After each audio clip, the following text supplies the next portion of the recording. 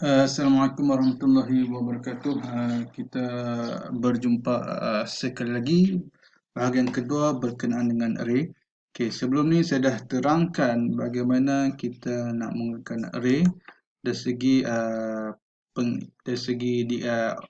array declaration dan juga array apa ni creation. Kita nak declare array dan kita nak create array dalam satu baris. Kemudian kita boleh pecahkan menjadi dua baris. Terpulang kepada kita lah. Kemudian saya dah terangkan bagaimana kita nak menyimpan data dalam array dan kita nak display data dalam array. Sekarang kita pergi ke kepada kelas array test 1, okay, dan juga array test 2. Okay, kita mulai dengan array test 1. Sebelum ni dalam array test 1, dalam array test kosong saya masukkan data secara literal. Okey, 10. So saya nak dapatkan gambaran jelas kepada you all, okay, bagaimana data disimpan. Okey, kemudian dalam array test 1 ni apa yang terjadi adalah kita nak input data. Okey, kita nak input data daripada keyboard. Okey, daripada keyboard. Okey, so seperti biasa kita akan gunakan kelas scanner, okey, yang diambil yang terletak dalam package java.util. Okey. Okey, sekarang macam seperti biasa kita akan input data lah. Kita input data. So kita gunakan data yang sama. Okey, iaitu yang kita telah guna pada array test kosong. Okey, yang telah kita guna pada array test kosong. Okey, kita akan gunakan data yang sama 10, 20, 30, 40 dan 50. Okey, kita nak senang dapatkan gambaran yang lebih jelas. Okey, kemudian kita tengok seperti biasa input.nextIn. Okey, sekarang ni saya run.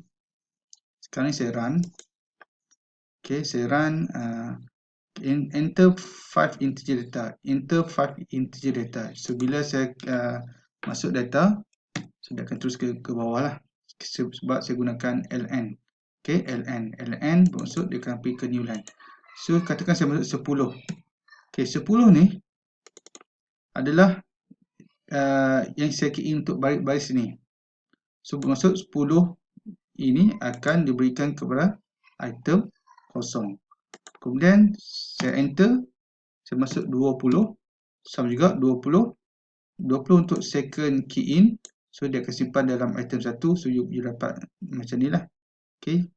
Kemudian 30. Okay, saya masuk 30 ni adalah untuk yang next key in. 30, so dia akan simpan pada item 2. So macam ni you kena bayangkan. Okay. Kemudian saya masuk 40.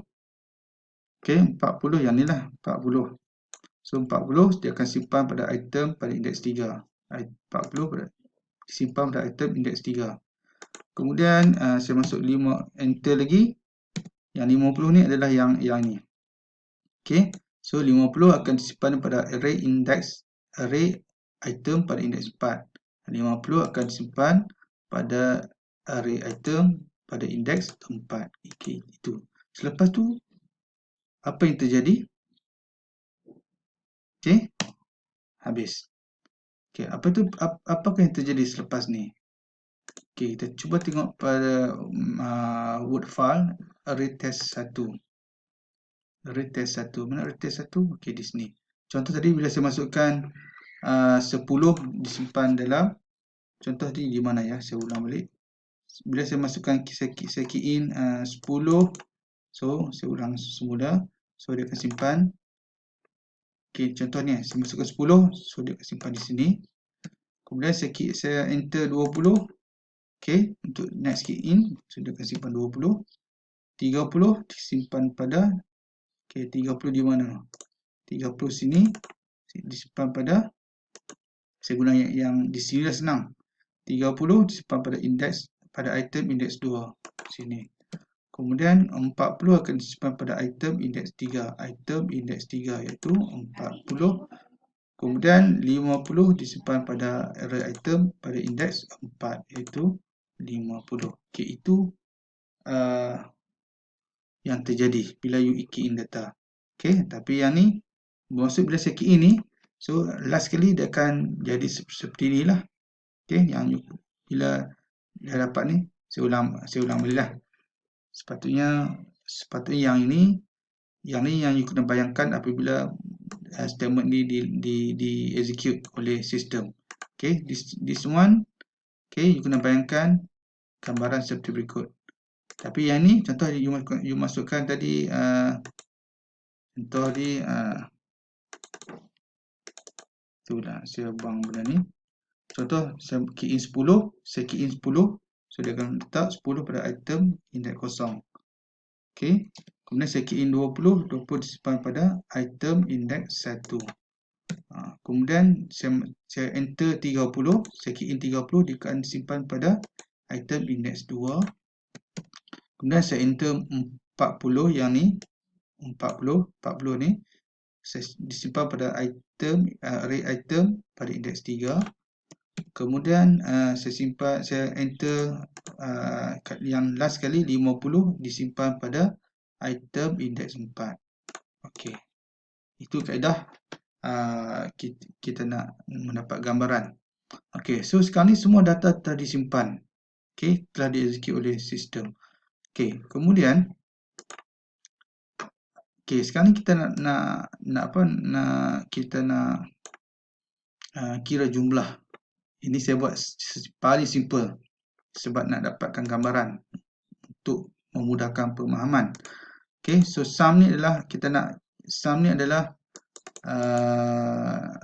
saya nak mendapatkan jumlah data yang telah kita masukkan ataupun simpan dalam array. Kita nak dapatkan jumlah 10 tambah 20 tambah 30 tambah 40 tambah 50. So saya gunakan seperti berikutlah. Okay, ini adalah dia punya formula yang senang.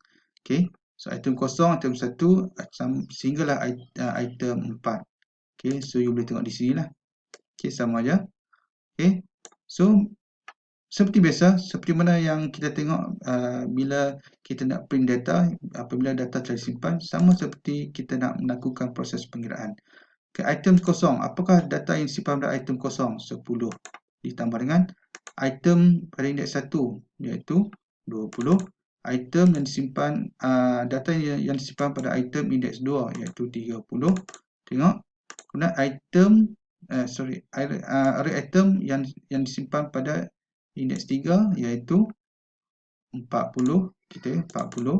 Kemudian ditambah dengan data yang disimpan pada array item pada indeks 4 iaitu 50. So dia akan jumlah. Okey, siap-siap. Okey, sehingga dia akan dapat 10 tambah 20 tambah 30 tambah 40 tambah 50. So jumlahnya adalah 150. So jumlah 150 ni, okey, yang data yang disimpan pada array item kosong sehingga array item 4 akan disimpan pada sum, pada variable sum. Okey, so you boleh bayangkan seperti berikutlah. Ini adalah sum. Okey, 150.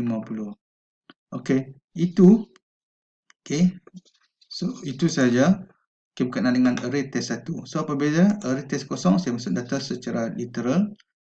Array test 1 saya masuk data secara key in. Kita nak lebih interaktif. Okey, kemudian apa yang sekejap ini bersama dengan array test 2. Okey, apa bezanya array test 2 dengan array test 1? Array test 2. Apa maksud? Okey, apa perbezaan?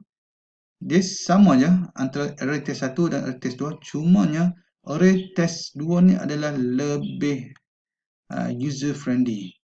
Okey, cuba tengok array test 1 kita masuk 10, 20, kita tak tahu 10 ni benda apa, 20, 30, 40, 50. Tapi bila kita buat array test 2, so dia ada message kat sini. Okey, dia ada bermaksud maklumat yang kita nak interact dengan user. Kita nak berinteraksi dengan user. Kalau array test 1 ni, dia tidak ada parameter yang user friendly. Okay, contoh saya buat ni, saya masuk system SOP, enter first element. So saya buat seperti berikut, sama. Kemudian enter second element, enter third element dan sebagainya. Sepatutnya saya buat enter data at first element, second element. Okay, cuma kalau saya run, apa jadi? Okay, enter first element. Okay, saya masuk 10. Okay, 10. Bila saya masuk, inilah 10 akan diberikan kepada ataupun akan disimpan pada array item index kosong. Kemudian saya masuk, enter lagi second element. So saya enter, katakan 20 akan disimpan pada array item index 1. Dia sama seperti yang sebelum ni. Okay, cuma ini tak user friendly, ini adalah lebih user friendly sebab kita ada message. Okay, paparan message. Kemudian third element. Okay, third element saya masukkan sini 30. Kemudian enter fourth element. So kat sini fourth element kat sini lah. So kita key in. So saya masuk 40. Okay, kemudian enter fifth element di sini. Okay, so saya masukkan sini fifth element, saya masuk 50. So you kena bayangkan lah, 10 disimpan pada item index kosong, 20 akan disimpan pada item index 1, 40 akan disimpan pada item index 3, 50 akan disimpan pada item index 4. Dia yang ini sama seperti yang di sini. Cuma ini bezanya kita nak lebih user interaktif. Okay, sebab kita akan minta user key in data sendiri. Okay, kemudian apabila data semua telah disimpan pada array bagi setiap index dari 0 sehingga 4, so dia akan buat proses penjumlahan yang kita buat tadi lah. Okay, kemudian lepas tu set enter. So displaying data. So sebelum tu dia akan buat the sum of data. Tadi kita dah melihat, okay, sum of data tadi dia dah simpan dah 150 dalam sum. So that's why dia akan panggil balik data yang telah disimpan pada variable sum, iaitu 150 yang kita tengok di mana, di sini. Okay, di sini. Okay, ini ada untuk kita punya gambaran. Okay, bagaimana ia berlaku. Okay, 150. Kemudian ini kita nak display data. Okay, kita nak display data. Ini kita lebih inilah, lebih user friendly. Okay, item, kita nak display item pada indeks kosong, item pada indeks 1, item pada indeks 2, item pada indeks 3, item pada indeks 4. So kita boleh tengok di sini. Ini adalah lebih user friendly. Yang ni data number of array item adalah dia samalah. Yang ni line ni dengan line ni sama aja. Okay, ini lebih user friendly. The total numbers in array item sama dengan sum. Sum tadi kita dapat 150. So the total number dalam array item. So itu saja. Okay, kita berhenti setakat ini dulu. Nanti kita akan sambung pada sesi yang akan datang. Okay, Assalamualaikum warahmatullahi wabarakatuh dan salam sejahtera. Good morning.